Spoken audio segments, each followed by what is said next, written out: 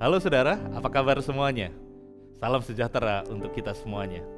Mari kita memulai sela kita pada hari ini di dalam doa. Bapa dalam surga, kami mau menyerahkan sela kami pada hari ini untuk Tuhan sendiri yang beracara. Berkati setiap kami yang akan menyaksikan sela pada hari ini, biar ada hadirat-Mu Roh Kudus sendiri yang akan melawat, berbicara, dan menyegarkan setiap kami. Kami serahkan sela kami pada hari ini untuk Tuhan bekerja, segala kemuliaan bagi Engkau, di dalam nama Yesus kami berdoa. Amin.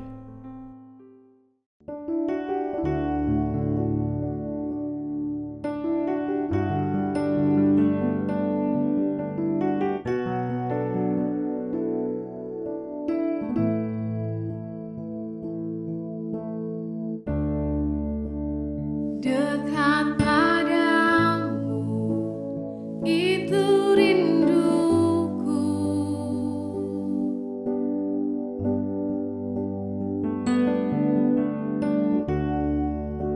Setiap kataku, kau pun menunggu.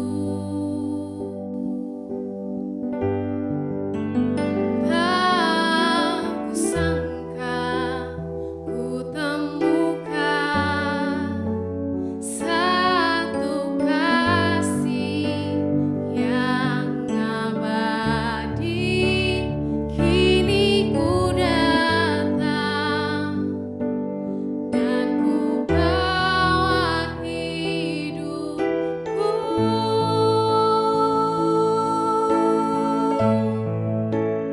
Memandang wajah-Mu, mengikuti kebaikan-Mu, mengejar hadir-Mu di dalam hidupku.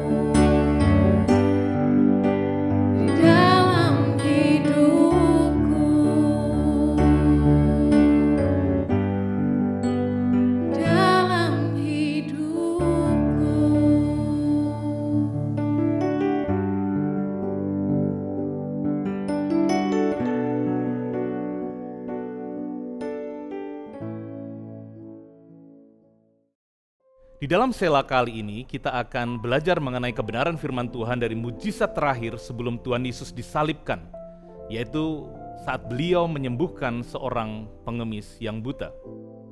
Mari kita membuka Alkitab kita di Lukas pasal 18 ayat 31 sampai dengan 34.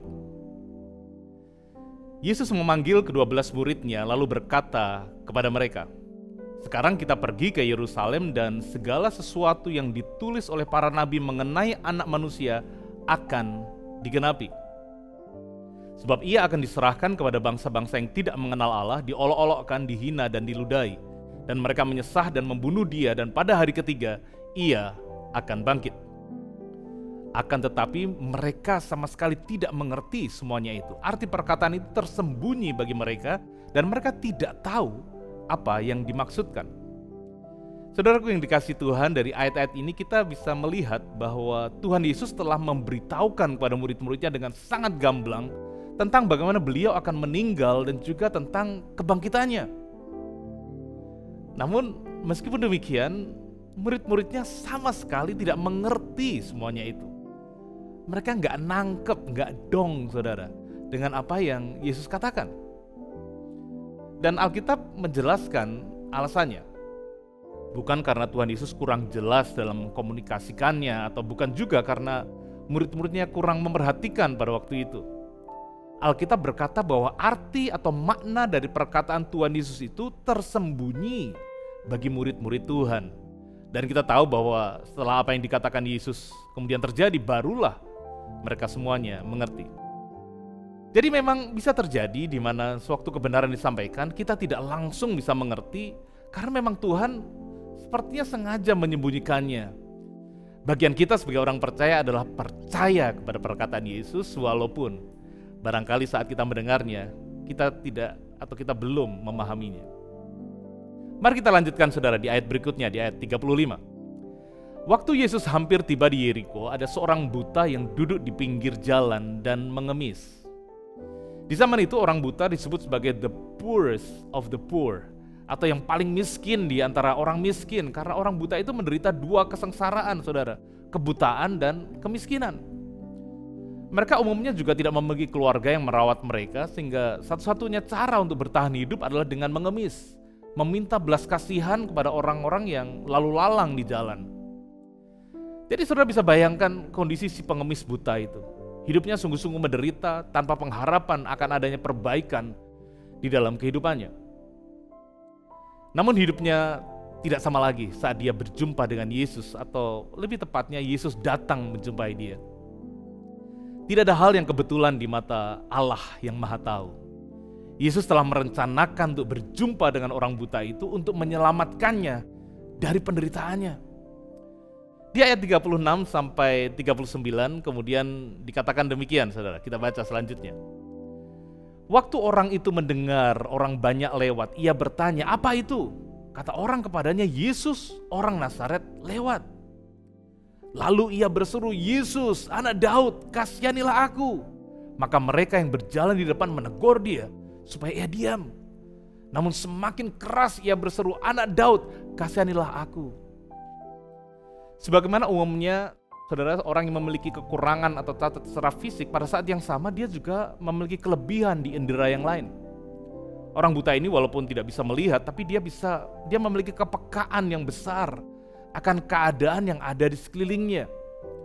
Sewaktu dia mendengar ada banyak orang lewat, dia sudah merasakan ada sesuatu yang akan terjadi dan dia bertanya, "Ada apa?" kepada orang yang ada di dekatnya. Saat dia diberitahu bahwa Yesus orang Nazaret sedang lewat, dia langsung berseru saudara, "Yesus, anak Daud, kasihanilah aku." Pengemis buta ini pastinya telah mendengar sebelumnya tentang siapa Yesus dan juga mujizat-mujizat yang telah dilakukannya. Sebelum langsung bertemu dengan Yesus, dia sebenarnya sudah percaya bahwa Yesus itu bukanlah manusia biasa. Saat orang menyebut Yesus hanya sebagai orang dari Nazaret, pengemis buta ini menyebut Yesus sebagai anak Daud.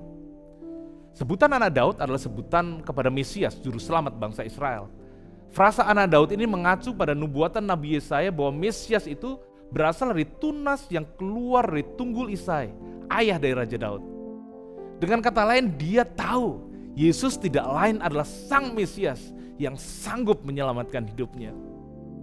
Walaupun dia buta secara jasmani, tapi kerohaniannya tidak buta, saudara. Dia bisa merasakan dan bahkan percaya bahwa keselamatannya telah dekat. Karena itu dia tidak menyia-nyiakan kesempatan sewaktu dia tahu bahwa yang lewat di depannya adalah Yesus. Dia berteriak dan menyebut Yesus bukan orang Nazaret, tapi Yesus sebagai anak Daud. Yesus, Sang Mesias, kasihanilah aku. Dia tidak peduli teguran orang karena sikapnya itu. Dia terus saja berseru, anak Daud, kasihanilah aku.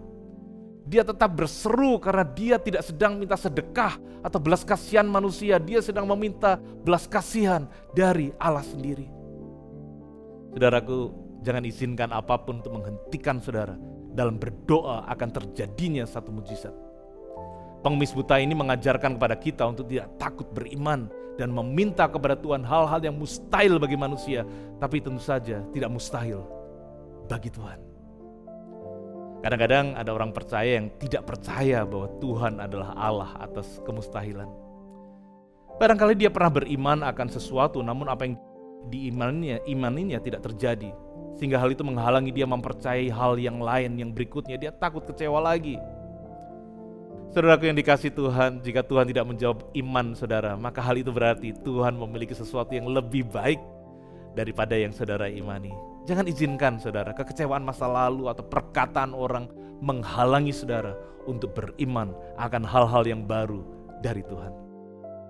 Apapun yang saudara ingin terjadi di hari-hari ini, entahkah mujizat kesembuhan, terobosan keuangan, atau barangkali pemulihan hubungan, tetaplah percaya, tetaplah beriman, tetaplah meminta saudara. Kita lanjut saudara, ayat 40 dan 41, masih di Lukas pasal 18. Lalu Yesus berhenti dan menyuruh membawa orang itu kepadanya. Dan ketika ia telah berada di dekatnya, Yesus bertanya kepadanya, apa yang kau kehendaki supaya aku perbuat bagimu? Jawab orang itu, Tuhan, supaya aku dapat melihat. Di sini kita melihat kontras respon manusia dan respon Allah terhadap pengemis buta ini. Orang-orang bahkan barangkali juga termasuk murid Yesus sendiri menegur supaya dia diam. Tapi Yesus justru menyuruh orang membawa orang buta itu kepadanya. Di sini kita diingatkan bahwa ada orang-orang di sekeliling kita yang memerlukan Yesus. Dan Tuhan rindu untuk kita membawa orang-orang tersebut kepadanya untuk dipulihkan dan diselamatkan. Ada orang-orang yang dalam tanda kutip buta, di mana mereka tidak bisa melihat kebenaran. Ada orang yang miskin secara roh, di mana mereka belum lahir kembali. Di mana Tuhan mau untuk kita, saudara dan saya, menuntun mereka untuk bisa berjumpa dengan Yesus, Sang Juru Selamat. Nah saudara, setelah orang buta itu ada di dekatnya, Yesus bertanya, apa yang kau kehendaki supaya aku perbuat bagimu? Yesus bertanya karena pengemis buta itu memiliki banyak kebutuhan, saudara. Paling tidak yang nampak jelas adalah dia butuh mujizat kesembuhan dari kebutaannya dan juga mujizat penyediaan supaya dia mungkin gak perlu mengemis lagi.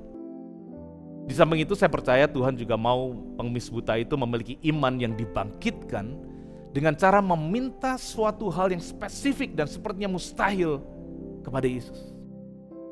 Dan dia menjawab ini saudara, Tuhan supaya aku dapat melihat. Dia langsung minta kepada Tuhan satu hal yang paling dia inginkan, yaitu supaya dia tidak buta lagi. Selama ini dia meminta kepada orang-orang yang lewat sedekah berupa uang atau mungkin makanan untuk bisa menyambung hidupnya.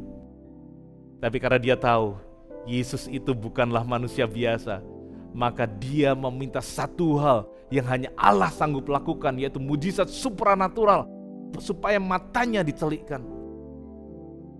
Di ayat selanjutnya, di ayat 42 dan 43 dikatakan, lalu kata Yesus kepadanya, melihatlah engkau, imanmu telah menyelamatkan engkau. Dan seketika itu juga melihatlah ia, lalu mengikut dia sambil memuliakan Allah. Seluruh rakyat melihat hal itu dan memuji-muji Allah. Saudara, Allah menyatakan mujizatnya dengan berbagai cara. Ada yang dinyatakan karena murni hal itu adalah kehendak Allah dan tanpa permintaan apapun dari manusia. Namun ada mujizat Allah yang hanya akan terjadi saat kita memintanya. Pengemis buta itu meminta supaya Tuhan membuat dia bisa melihat dan Tuhan mengabulkan permintaannya tersebut.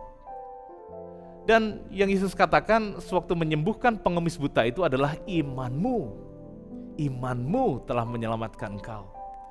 Artinya dalam konteks cerita ini, saudara, yang terjadi adalah iman percaya pengemis buta itu ditambah dengan kuasa kasih Allah menjadikan mujizat kesembuhan itu terjadi. Dan setelah dia bisa akhirnya melihat, ada dua respon yang dilakukan oleh orang yang disembuhkan Tuhan itu. Yaitu pertama, dia mengikut Tuhan. Yang kedua, dia memuliakan Tuhan. Dia mengikut Tuhan dan dia memuliakan Tuhan. Pada akhirnya tujuan akhir dari mujizat bukanlah mujizat itu sendiri.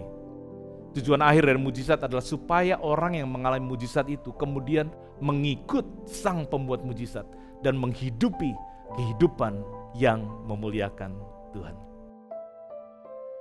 Saya akan mengakhiri dengan apa yang dikatakan di kitab Ibrani bahwa Yesus tetap sama, dulu, sekarang, dan selama-lamanya. Jika dahulu Yesus sanggup melakukan mujizat, sekarang pun dia tetap sama, baik pribadi maupun kuasanya. Pengemis buta itu tidak punya apa-apa kecuali iman. Dan iman itu sudah cukup untuk menyembuhkan dan menyelamatkan hidupnya. Mungkin saudara juga tidak punya apa-apa di dalam meminta sesuatu kepada Tuhan. Namun jika saudara punya iman dan saudara percaya, maka saudara akan melihat kemuliaan Tuhan. Izinkan saya berdoa supaya setiap saudara boleh bangkit imannya oleh karena pendengaran firman Tuhan pada hari ini. Bapa, aku berdoa biarlah pemberitaan firman pada hari ini boleh membuat iman setiap kami yang mendengar menjadi bangkit. Untuk kami tidak hanya percaya akan hal-hal yang kecil, namun berani percaya akan hal-hal yang mustahil dan tidak mungkin bagi manusia, namun tidak mustahil dan mungkin bagi Engkau, Tuhan.